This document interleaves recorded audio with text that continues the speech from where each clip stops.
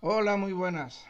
Voy a hacer aquí un update, una actualización bastante breve sobre dos temas muy importantes, especialmente en la guerra entre Rusia y Ucrania, sobre la situación de la muerte de los civiles, que tanto y tanto se ve en la prensa, en YouTube, en la televisión, en las noticias.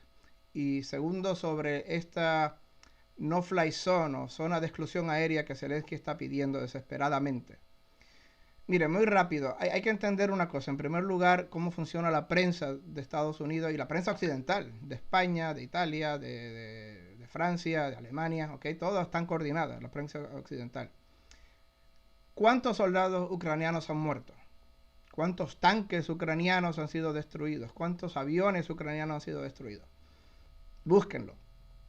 Lo más seguro es que no lo van a encontrar, porque eso no es información ni datos que le interesa a Estados Unidos dar, ni le interesa a Ucrania dar. Eso se lo mantiene en secreto, en oculto, a la prensa, a la gente. ¿Cuántos soldados ucranianos han muerto? ¿100, 200, 300, 1000, 2000? No se sabe, es un misterio. No les gusta hablar de eso.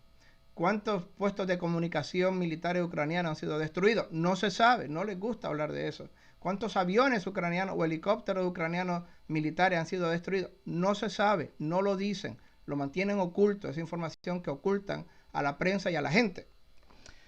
Pero claro que sí, les interesa hablar de que destruyó Rusia esta escuela, de que murieron 3 niños, de que murieron 2 mujeres, de que murió una mujer embarazada, de que destruyeron un hospital, etcétera. Eso sí que le encanta a Zelensky y a Estados Unidos hablar de ello, ponerlo en la prensa 10 veces, 20 veces, hacer vídeos de propaganda como el que hizo Zelensky hace unos días atrás, ayer de hecho, para enseñárselo al Congreso con música triste, para mover sentimientos, emociones, etcétera, etcétera. Así funciona PR, Public Affairs, ¿ok? Public Relations y Public Affairs funciona así. Tratan de dar un mensaje, plantarlo en la prensa para que la prensa lo vaya diseminando y lo vaya dándole vueltas otra vez y lo vaya reciclando una y otra vez. Ahora bien, explicando qué es lo que está pasando sobre el terreno. Miren, el ejército ucraniano ha sido derrotado en los bosques, en los campos.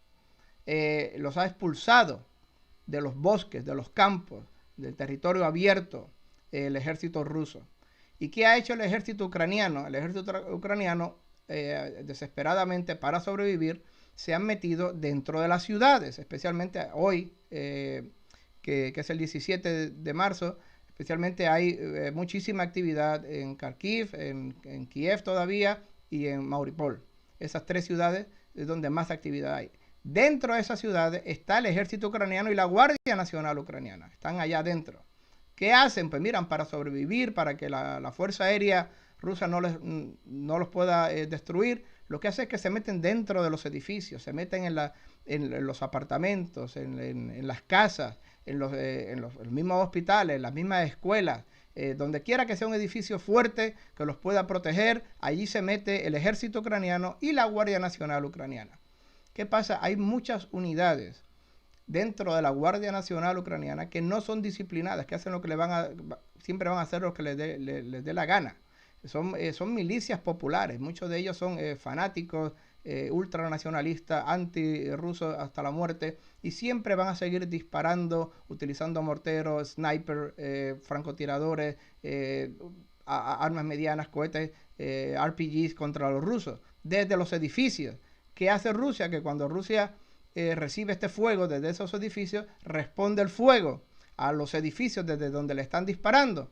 Y eso es lo que está creando, desgraciada y tristemente, el daño colateral, lo que nosotros decimos aquí en Estados Unidos, collateral damage, que son los civiles que están muriendo, desgraciada y tristemente. Lo que quiere hacer Rusia, obviamente, es abrir corredores humanitarios para que salgan los civiles, pero desgraciadamente, por la razón que sea, no están saliendo muchos civiles, que me parece que salieron ayer de Mariupol unos 30.000, 29.000 o 30.000, pero hay muchísimos más que se quedan dentro de las ciudades. Y esta gente que se queda, estos civiles, mujeres, hombres, niños civiles que están dentro de las ciudades, desgraciadamente están en el fuego cruzado entre el ejército ucraniano la Guardia Nacional Ucraniana, que está compuesta de estas milicias populares, que son prácticamente civiles y muchos de ellos fanáticos ultranacionalistas, y el ejército ruso por el otro lado, que está rodeando las ciudades. Lo que está tratando de hacer Rusia es rodear las ciudades, 360, hacer un cerco sobre las ciudades, 360, y entonces asfixiar las ciudades para que ellas se vayan rindiendo, hacer lo que nosotros decimos un sitio, situar las ciudades para que se vayan rindiendo. Pero el ejército de la Guardia Nacional no se quiere rendir y tampoco quiere abandonar las ciudades, quieren disparar y pelear desde dentro de los edificios, desde dentro de las escuelas, de los hospitales, de los teatros, etcétera. Y eso es lo que está causando, desgraciadamente, tristemente, este daño colateral que estamos viendo. Eso para que lo entiendan. Y lo mismo está pasando en Kharkiv, y lo mismo está pasando o va a pasar muy pronto en Kiev. El cerco sobre Kiev todavía no está cerrado 360, todavía hay algunos sitios de escape, especialmente hacia el sur, pero en las próximas semanas van a cercar completamente Kiev, a la capital, y una vez que Kiev esté cercada va a pasar lo mismo. Las milicias, la Guardia Nacional se van a meter a los edificios, se van a meter a los apartamentos, a las casas, y desde allí van a disparar al ejército ruso. Cuando el ejército ruso dispare de vuelta, ahí es donde vamos a ver, desgraciada, tristemente, trágicamente, un gran número de daño colateral de civiles heridos o muertos. Eso es lo primero. Lo segundo, sobre esto de no-fly zone. Miren, muchísima gente, especialmente aquí en Estados Unidos, donde hay mucho activismo, muy bueno, el activismo anticomunista, obviamente, anti-Castro, anti-Maduro, especialmente aquí en Miami, en el sur de la Florida, y también en Washington, otros old warriors de la Cold War, de la Guerra Fría, senadores y políticos, especialmente republicanos, que eran hawks, warmongers, contra la Unión Soviética, todavía recuerdan eso. Esta gente está, muchos de ellos están pidiendo enviar armas a Ucrania para usarlas contra Rusia, pero también están pidiendo un no-fly zone. Miren, el no-fly zone que están pidiendo, y que está pidiendo Zelensky, obviamente, porque él no tiene nada que perder. Él sabe que en 3 semanas o en un mes o en un mes y medio va a perder la guerra y su ejército va a ser destruido completamente. Es inevitable. Él no tiene nada que perder, entonces está pidiendo este no-fly zone. Pero miren, este no-fly zone es un verdadero disparate, es verdadero, es terra incógnita. No sabemos lo que hacia dónde va a llevar esta no-fly zone. Es una caja de Pandora que nunca jamás ha abierto Estados Unidos, nunca en su historia ha abierto esto. Y eso es algo que los senadores y los congresistas en Washington, D.C. no entienden. Les da furia, les da impotencia, les da rabia no poder hacer este no-fly zone. Dicen, mira, queremos hacer un no-fly zone, ya lo hicimos en Irak. Pero mira, pero es que Irak no se puede comparar con Rusia. Irak era un país tercermundista, con una fuerza aérea de papel, que no tenía armas nucleares, que no tenía misiles teledirigidos, que no tenía satélites, que no se puede, no tenía los S-400 antiaviones. Recuerden, un no-fly zone significa que va a haber dogfights, que va a haber guerra entre los aviones de Estados Unidos y de la OTAN y los aviones de Rusia sobre los aires. Significa que los S-400 que están en Rusia y en Bielorrusia van a disparar y a derribar aviones de Estados Unidos. Significa que los aviones de Estados Unidos van a tener que dispararle a esos sistemas de defensa aérea que están en Rusia. Van a tener que bombardear territorio ruso, van a tener que matar soldados rusos en el suelo, en el terreno. Estamos hablando de empezar una guerra, punto.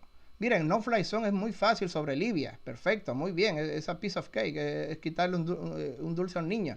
No-fly zone es perfectamente sobre Irak. Y también se podía hacer un no-fly zone sobre Serbia en el 99, o sobre Panamá en el 89. Está muy bien.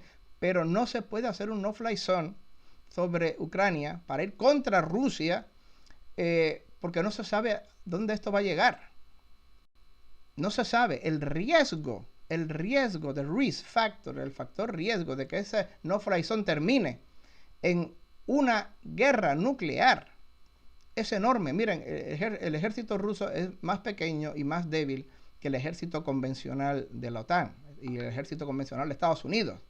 O sea que en una guerra de tanques y de infantería y de aviones contra aviones, Estados Unidos va a ganar, la OTAN va a ganar. Entonces, ¿qué va a hacer Rusia cuando se vea derrotado? Pues miren, muy posiblemente existe la posibilidad de que escale a armas nucleares. Y eso es lo que nosotros llamamos ya, mira, la opción Sansón. Samson, cuando ya estaba a punto ya de morir, estaba ciego en el templo, iba a morir, pues mira, pues ya que voy a morir, derrumbo las columnas del templo, que nos caiga el techo del templo sobre todo. Yo me muero, me voy a morir, pero me muero con todos ustedes vienen conmigo. You're gonna die with me too. Ustedes se mueren conmigo. Y esa es una opción a la que nos podemos llevar a Putin a que la haga. No podemos llegar a una opción nuclear como si fuera un piece of cake, como si fuera algo normal. Mire, la gente tiene que entender lo que es una guerra nuclear. Es el fin del mundo. Es el fin del mundo. Casi literalmente. Estoy hablando de en los primeros días 900 millones de personas muertas. 900 millones de personas muertas. Estoy hablando de que sí, Estados Unidos y la OTAN y Reino Unido y Francia, que tenemos todas armas nucleares, vamos a destruir a Rusia. Vamos a vaporizar a Rusia. Vamos a vaporizar a Moscú y a San Petersburgo y a Kaliningrado y a todas las grandes ciudades rusas. Claro que sí, pero Rusia también va a vaporizar casi todas las grandes ciudades de Estados Unidos y casi todas las grandes capitales de Europa. Nueva York va a ser un agujero en el suelo. Va a vaporizar a Washington DC, va a vaporizar a Boston y a Chicago y a Miami y a Los Ángeles. Lo va a vaporizar. Estamos hablando de decenas y decenas y decenas de americanos muertos. Y estoy hablando también de Londres y de Berlín y de Madrid, y estoy hablando de Roma, y estoy hablando de París, estoy hablando de que se acabó el mundo, la civilización como la conocemos se acabó si llega a una guerra nuclear. No podemos jugar con fuego. Hay algunos que dicen, pero Putin no lo va a hacer. Mira, no lo sabe nadie. Nadie tiene tiene una promesa divina de que Putin no va a llegar a la guerra nuclear. La gente especula, yo creo que Putin no lo va a hacer, yo creo que sí, yo creo que no, yo creo que sí. Es demasiado peligroso el riesgo para jugar con una cosa así. Estamos hablando del fin del mundo, estamos hablando de todo Estados Unidos destruido, Rusia destruida, Europa destruida. Estamos hablando de cientos y cientos de millones de muertos. Estamos hablando de polvo radioactivo por todo el mundo. Estamos hablando del Armagedón, del holocausto nuclear. Es demasiado peligroso para arriesgarse por una zona de exclusión aérea. Eso es lo que la gente no entiende. Muchas les da rabia, les da frustración, tienen muchísimos problemas aceptando esto, pero es la realidad. Estamos jugando con un fuego nuclear, que es el más peligroso de todos los fuegos, y hay que tener cuidado que no nos quememos jugando con este fuego. O sea que esto es algo que realmente los políticos en Washington DC y en Londres especialmente, que son los más beligerantes, tienen que entender. Be very careful with what you play. Tengan muchísimo cuidado con lo que juegan porque se pueden quemar. Y no solamente se queman ellos, queman a toda la humanidad, queman a todo el planeta. Tengan mucho cuidado. Por eso yo creo que esto del no-fly zone es una verdadera disparate, es una tontería. Y recuerden, no se puede hacer lo mismo que se hacía con Irak, con Rusia. Eso es lo que tienen que entender. Vamos a ver qué pasa con la guerra. Yo creo que esta guerra va a seguir por lo menos por unas 2 o 3 semanas más hasta que se terminen los cercos de las grandes ciudades y hasta que las grandes ciudades se empiecen a rendir una a una. Las armas que está diciendo Biden que le va a mandar a Ucrania, mira, no va a cambiar nada. Esto no es Afganistán, donde el ejército soviético se cansó y se fue. Estas armas que le está mandando Biden no va a cambiar nada. Lo único que van a hacer, que podrían hacer, es extender unas cuantas semanas o un mes la guerra. Ya está, extender el sufrimiento, ya está. Pero al final el resultado va a ser lo mismo. Estas armas no van a hacer la gran diferencia, no van a cambiar el gran juego. Lo que sí podría cambiar el gran juego es negociaciones diplomáticas directas entre Rusia y Ucrania. Eso sí, y eso esperemos en Dios que eso se pase pronto para que termine el sufrimiento y el dolor y las muertes sobre el terreno. Que lleguen a un acuerdo diplomático Rusia y Ucrania lo más pronto posible. Muchísimas gracias desde Miami, ha sido un placer. Hasta luego y hasta la próxima.